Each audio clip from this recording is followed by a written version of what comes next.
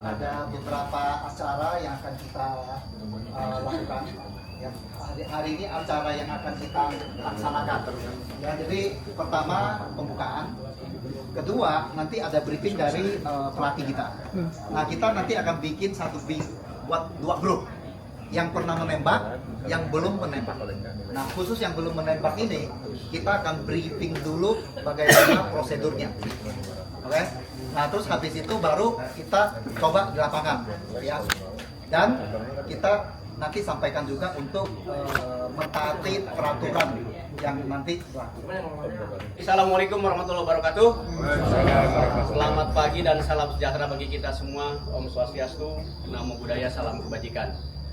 Teman-teman sekalian, pertama-tama tentunya kita mari sama-sama mengucapkan atau memberikan syukur kepada Tuhan Yang Maha Kuasa, Allah SWT, karena sampai dengan pagi ini kita diberikan kesehatan, kita masih bisa berkumpul dan melakukan kegiatan menembak di tempat yang baik ini.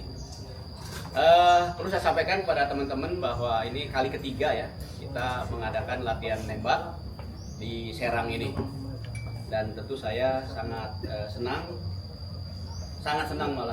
sekali karena kita bisa ketemu lagi di tempat ini dan juga bisa bersenda gurau, bercanda-canda, sekaligus nostalgia ya dengan masa-masa lalu waktu kita masih di kampus ya. Kemudian buat teman-teman dari luar, non Yarmi, maaf ya, non Yarmi seperti dari Sekal dan juga dari keluarga dari teman-teman yang lain, tentu saya sangat senang dan mengucapkan selamat datang, selamat bergabung di kegiatan menembak ini.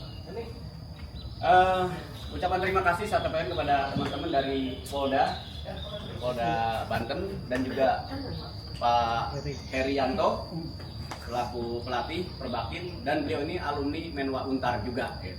Jadi kami bangga selaku alumni Menwa Untar, beliau menjadi pelatih menembak kita. Ya. Tadi sudah sebagian disampaikan oleh Pak Sanderson. Kita hendaknya dalam kegiatan menembak ini harus berhati-hati dan perlu saya tekankan. Jadi katanya kalau senjata ini ada setannya katanya. Saya bukan takut. Kenapa? Kadang-kala gini, senjata dianggap kosong nih, kita pegang, bercanda dengan teman, gua tembak. Benar-benar ditarik, tidak ada pelurunya. Nah, akhirnya jadi korban. Nah, itu acap kali terjadi ya. Oleh karena itu, jangan main-main dengan senjata ini. Kalau Allah memegang senjata, arahkan ke bawah, benar kan gitu ya? Betul.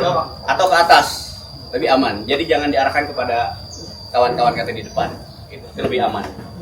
Nah, itu saja barangkali yang bisa saya sampaikan.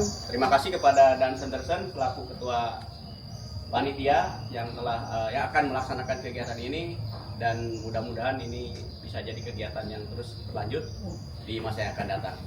Dan mudah-mudahan kegiatan ini berjalan dengan lancar, aman, dan tidak ada insiden apapun. Amin. Sekian, terima kasih. Assalamualaikum warahmatullahi wabarakatuh. Perkenalkan, nama saya Herianto. Saya awalnya hanya akan memberikan aturan keselamatan menembak. Ini sudah dipasang di sini. Harap ini yang umumnya dulu. Nanti mungkin sudah ini akan dipisah yang belum pernah menembak sama yang pernah. Nanti mungkin dari rekan dari Brimob yang akan lebih atensi ke yang belum pernah. Jadi aturan pertama itu perlakukan semua senjata seperti dalam keadaan terisi. Itu penting karena ini di sini kan kalau ada kesalahan kita tidak bisa minta maaf lagi. Ya. Jadi ini senjata kosong, nggak ada magazinnya. Oke, tapi nggak boleh kita perlakukan ini sembarangan. Tetap arah laras kita mesti lihat.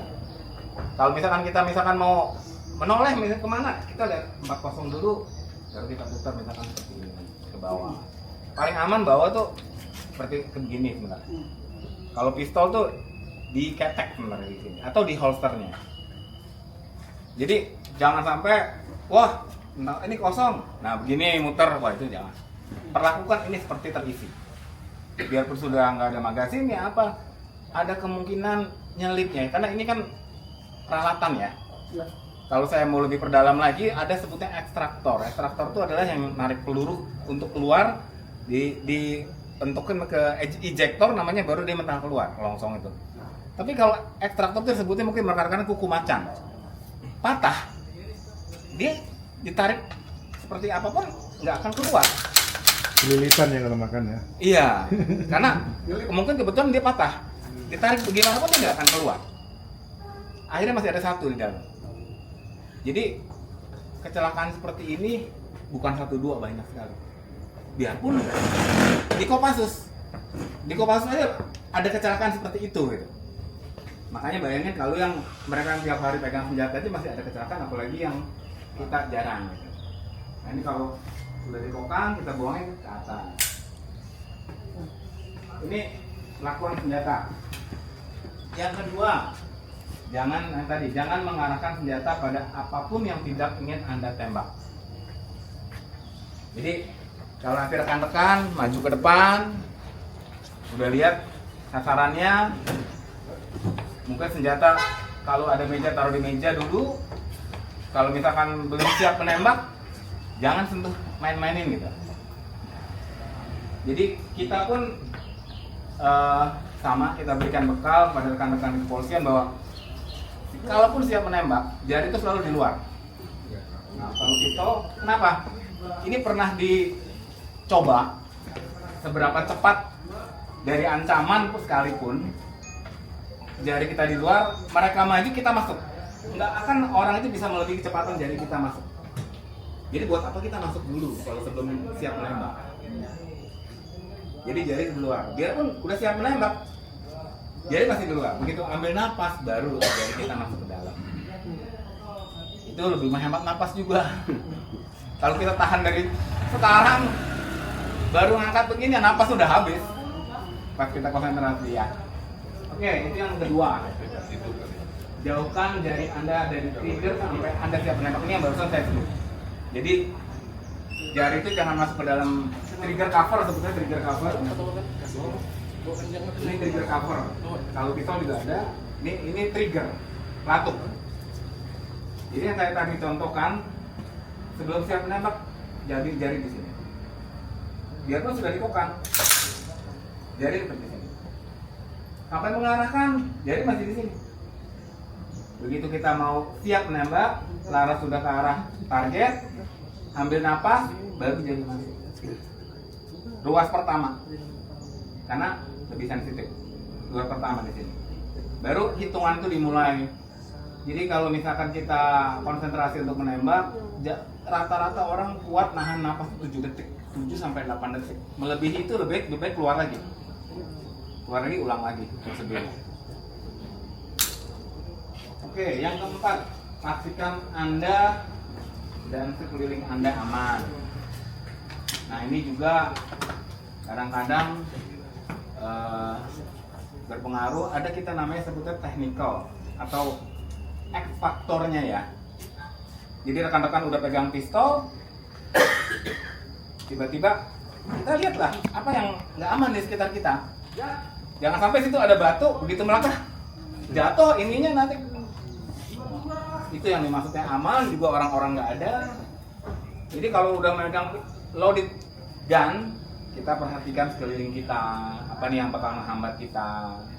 Kalau nanti tadi rekan saya kebetulan, Pak, apa kita latih penyerbuan? Febri mana Febri? Oh iya. Saya bilang, nanti kita lihat waktunya dan kita lihat masih ada nggak ya mau rekan-rekan menembak seperti penyerbuan tapi melangkah, menembak sambil melangkah gitu ya. Nah, itu juga mesti perhatikan, jangan apa terpeleset nanti kan senjata loaded, door. Nah, itu banyak kejadian gitu. Itu yang kalau motonya menembak, ini om saya. Om Okar. Ya, siap.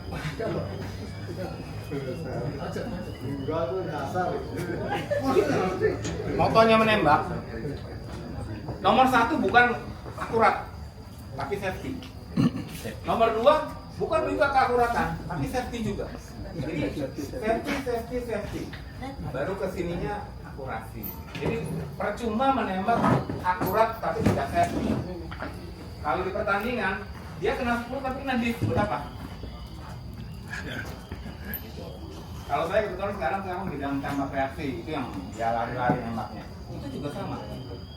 Disiplin safety-nya itu ternyata sedikit senjata ke sana itu bis. Makanya safety itu nomor 1, nomor 2, dan nomor 3. Kesananya baru akurasi. Oke, ini udah selesai untuk safety. Sekarang mungkin saya masih kasih yang umum untuk bagi rekan-rekan yang belum pernah menembak. Nanti diteruskan sama rekan dari Brimob, dipisahkan mungkin di ujung. Siapa yang belum tahu gambar pejerah? Gambar pejerah.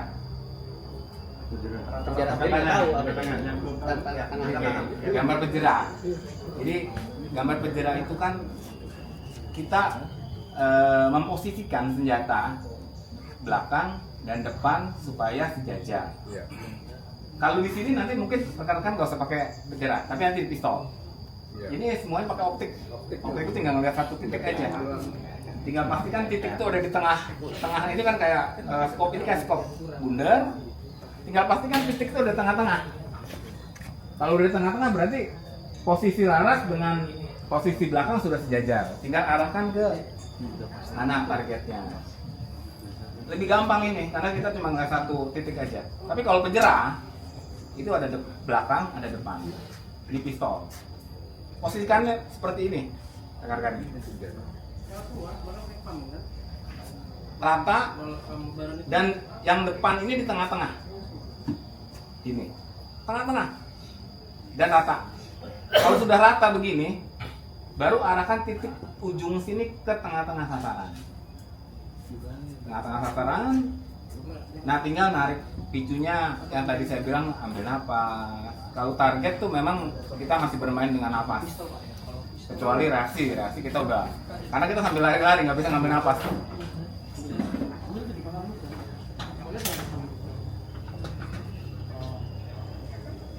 Ada pertanyaan mungkin dari rekan-rekan? Nanti yang mungkin baru mulai menembak lagi dalam setahun terakhir nanti kita pisahkan. Nanti dari rekan Brimob yang terdalam materinya.